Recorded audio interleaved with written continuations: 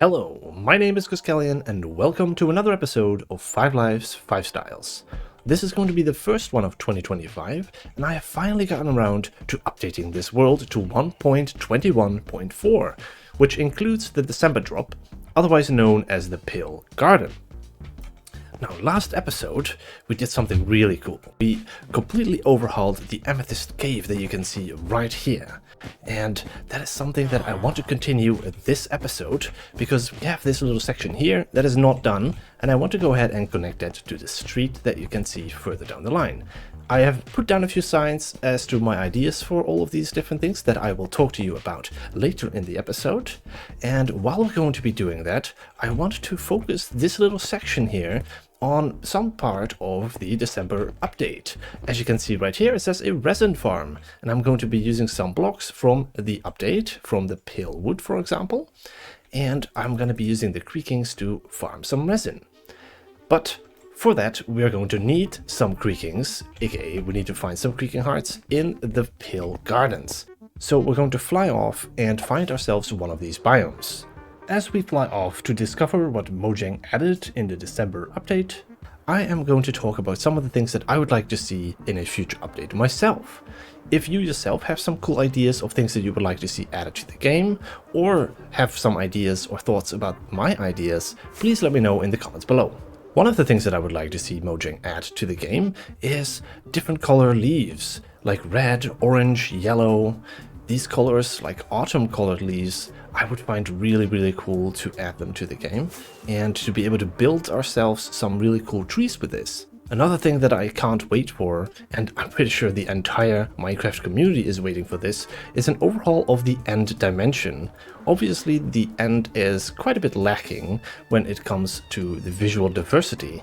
We just have the end stone and some purple, and that's pretty much it. I would really like to see them add new biomes to get some diversity, just like they did with the Nether update, which was one of my favorite updates in the past so far. And, you know, maybe some few passive mobs or aggressive mobs. And on top of that, I would love to have more reasons to go there. Even though I don't like the dimension itself, the void always terrifies me to bits. But yeah, you know, we go there to get our elytra, we get our shulker boxes, and then we never go there again. Because Endstone has not really gotten a lot of variants and a lot of use cases to build with, so maybe that could also be a really good idea to add some variety to the Endstone. Lastly, I would like to see them add some more reasons and some more rewards maybe to structures in the world. Because now you kind of go to these structures once and never return. Like the outpost and the mansions. You go there, you get the things that you want, or in the case of mansions, I'm not even sure what I can get there that is going to be useful for me. Maybe some totems, I don't know. Some trims, I guess the trims are the most valuable reward from these structures at the moment. What I thought could be a very cool idea is if you have sort of a state where you conquer the mansion or the outpost, and you destroy maybe a specific object. And after that, a specific villager spawns, and this villager is now freed and offers you a couple of one-off trades from a pool of really good trades. And now you have a cool reason to go to these structures, defeat them, and get a potential of some really good trades that you're looking for. Well, I'm pretty sure that I could talk the entire episode about other ideas that I might have, but this is all of the resources that I want from this biome, so now let's go ahead and bring all of these resources back and start making a mineshaft extension. For this week's mineshaft extension, you guessed it, we're going to be theming it around the Pale Garden. I want to actually make it a little bit dangerous, and I think that I'm going to go all the way down to our latest section that we discovered. I kind of forgot to make a mineshaft extension last week.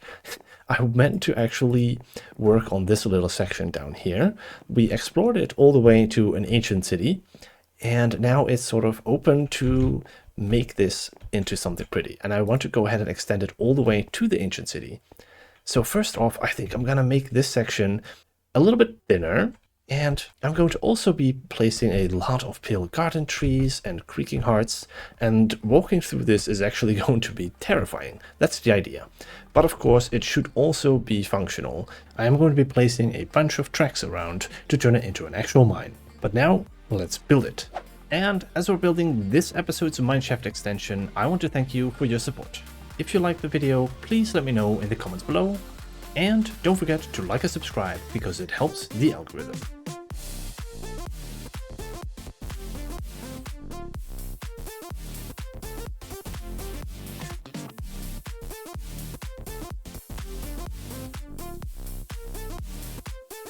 And there we go. That is the new Mineshaft edition. This is probably the spookiest edition, because it is a pretty dark forest, and it has, as you can see, the Creaking wandering around.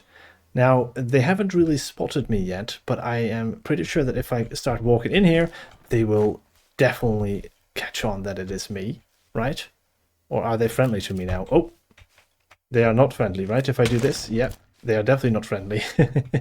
So yes, I have a beautiful addition here in the mineshaft, where I can tell whether it is day or night, which is going to be maybe pretty useful.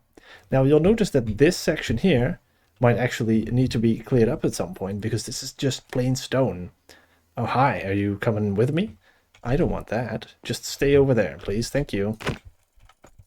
Now, oh, I shouldn't do that probably. It will generate resin.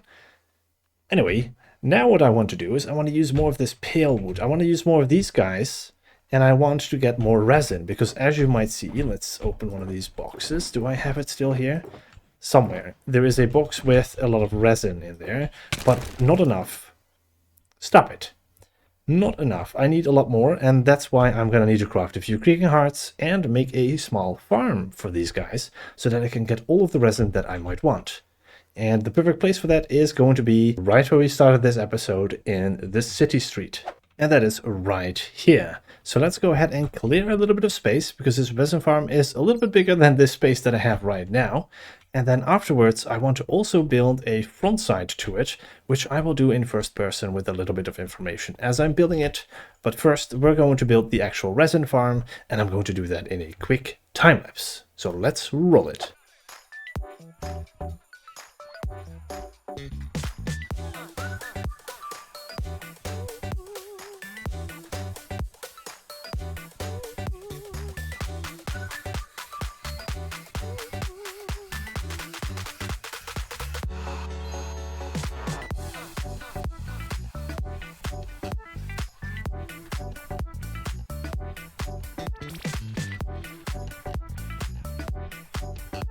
And there we have it.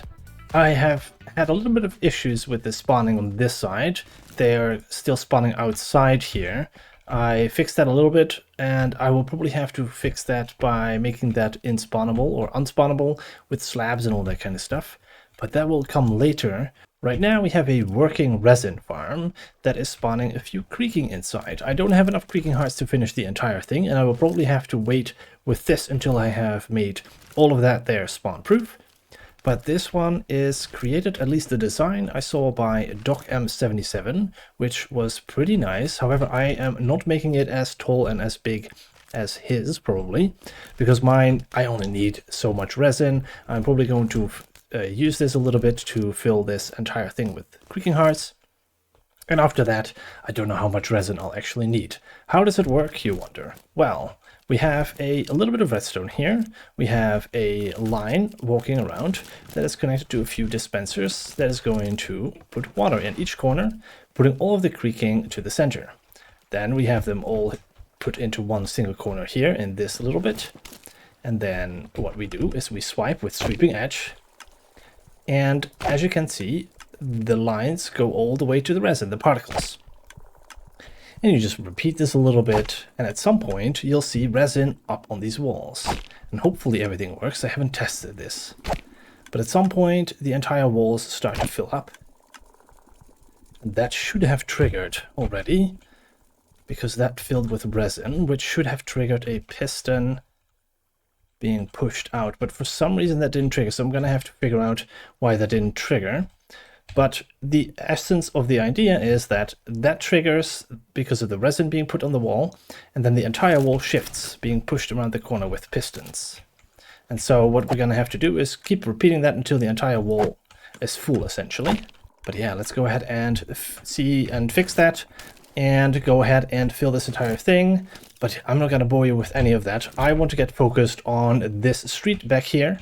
And I want to build a cool front to this, because this is obviously quite obvious and ugly. And I want to have a nice entrance that is also themed around the resin, but mainly around the pale wood. So it's going to be a combination of pale oak logs and pale oak planks with a couple of decorations. So let's go ahead and build that right now. I start off with some acacia wood, and then I want to go ahead and start placing some chiseled brick. And I want to, well, chiseled quartz block, sorry. And then we go ahead and make that 4 high, I think. And then I might actually cut out the ceiling a little bit to make it slightly lower. I'll go ahead and do that real quick. Because what I'm thinking is I want to have a beam at the top that is going horizontally. And I want to use acacia wood for that as well. So I'm going to go ahead and place this here and this there. And I'm mainly going to be building a horizontal line full of acacia like this. And every now and then I'll break it up a little bit and get some of this beautiful tuff, which fits quite nicely, I think. And then I think we just do this. And then maybe we add 1. And then we continue with 2 more of these. Nope. That one we won't need.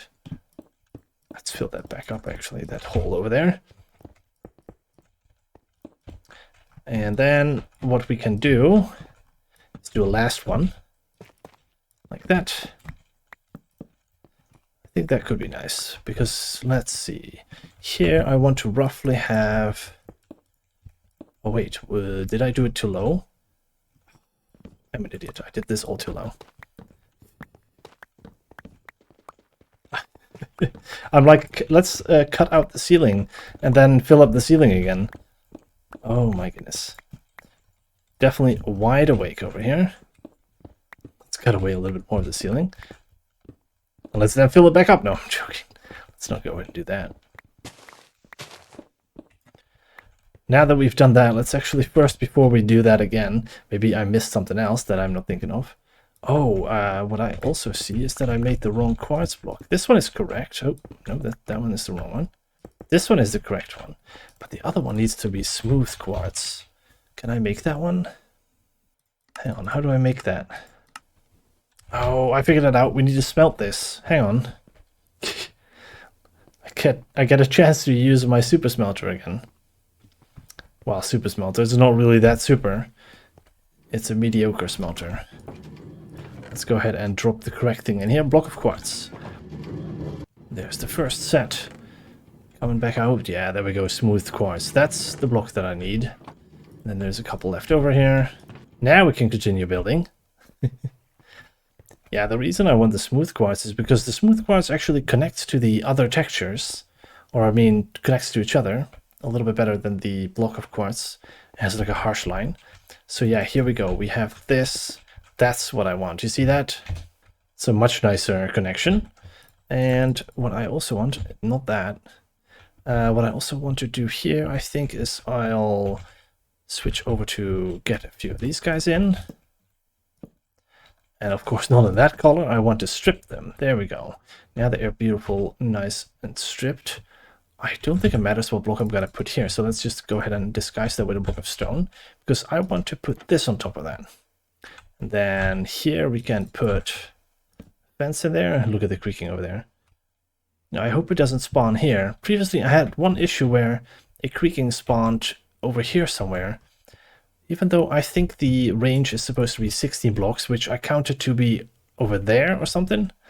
So let's hope it doesn't spawn anywhere close to us. Now, obviously, that's not all. We want to decorate this a little bit as well.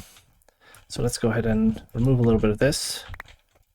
Put some of this in. We can blend this with the stone quite easily later on. And then I want to vary this up a little bit.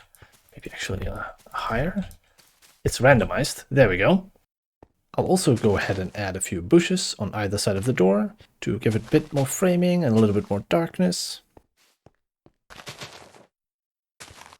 Now, obviously, it currently blends very terribly with the granite, and there is no light here. I should get some lichen. So let's go ahead and... Now, we don't want this to be too bright, but I do want to be a little bit of light, so let's go ahead and put it over here. Ooh, that is actually a bit bright. How am I going to do that? Here, maybe? That looks a bit strange. Oh, I am just wasting that, aren't I? This is going to be terrible for visitors. Like zombies and everything, but having it a bit darker will absolutely work. Yeah, this could be a nice little building, isn't it? Now, we do need a hanging sign here. Let's go ahead and craft that.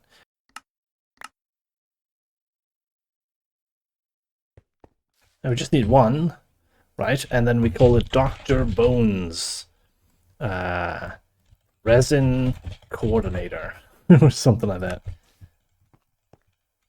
Yep.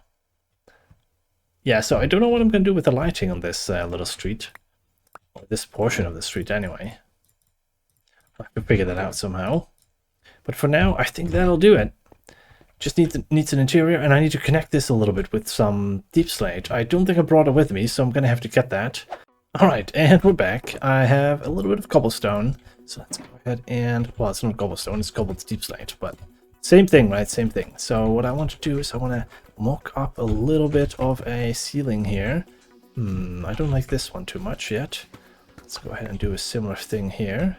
Maybe what I actually do is I do this. Oh, not that. Not that either, but oh. Okay. No, that's the wrong direction. How about that one? So now actually it was useful. The one that I accidentally placed was useful. Alright. How does that look? Is that a little bit better? I think it might be. But then this corner is a little bit sharp. So let's go ahead and add that. And of course we have to cover that up a little bit. Let's add a few more stairs. Boom. Super expensive stairs. No, that's not the right place. Now obviously this part we're gonna have to connect over to the other side, whatever building is gonna be. And then we have the center bit. I'm not exactly sure what this building is going to be. But I did write down a few things that I want to do. I was thinking of eventually moving or creating a slime farm somewhere over there, because that where this block is a slime farm, a slime chunk. And so if I place a slime farm over there, I was thinking of maybe making this into a redstone factory over here. And then we have a few lines going with resources, one of them being slime blocks. And then, you know, making some water tubes crossing the street. You can see the slime blocks going through. That would be kind of fun. And yeah, here is probably where that's going to be. And then here I want to have a bit of a gate. All of this I think I'm going to be doing in the next episode. But this episode I am going to be focusing on making the street a little bit nicer. And for that I brought a few different materials. So I got some cracked stone, some gravel, some andesite, some tuff. And obviously it's connected to this beautiful road that is connected to our mine, our amethyst mine, with our elevator that I regularly use to access this beautiful city. And yeah, let's go ahead and make this beautiful path a lot more pretty.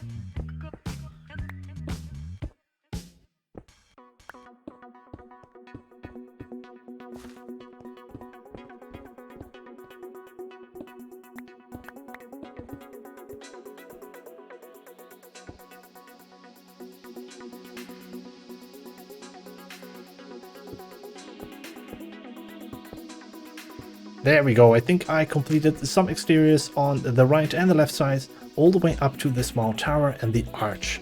What I really like is how the perspective of this street changes constantly, and I worked on that, the initial part that we've built, with the big tall buildings further ahead in this street. What I've gone ahead and done this time is I played with lighting, but also with colors.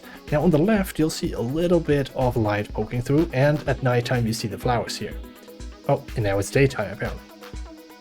I like how those flowers still change even when they're in a pot. So over here, your attention is drawn to the copper. When you get closer, your attention is drawn to that light from this house here.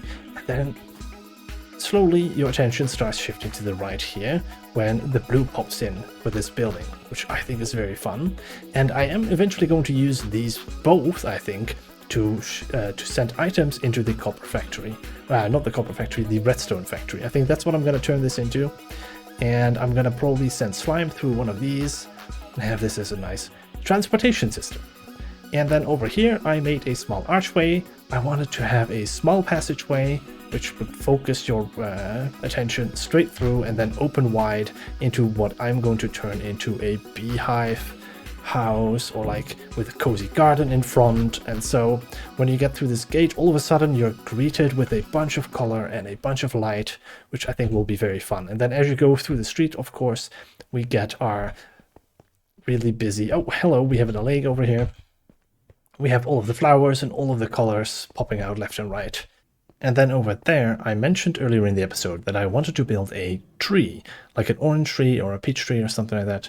But that's not going to happen this episode anymore. I'm going to move that on to a later episode when I actually get to this part of the street, because the buildings behind it are also not something that I've got any plans for just yet. So first off, I want to go ahead and focus on the redstone factory next episode, which is going to involve a lot of moving items around through little pipes or underground areas.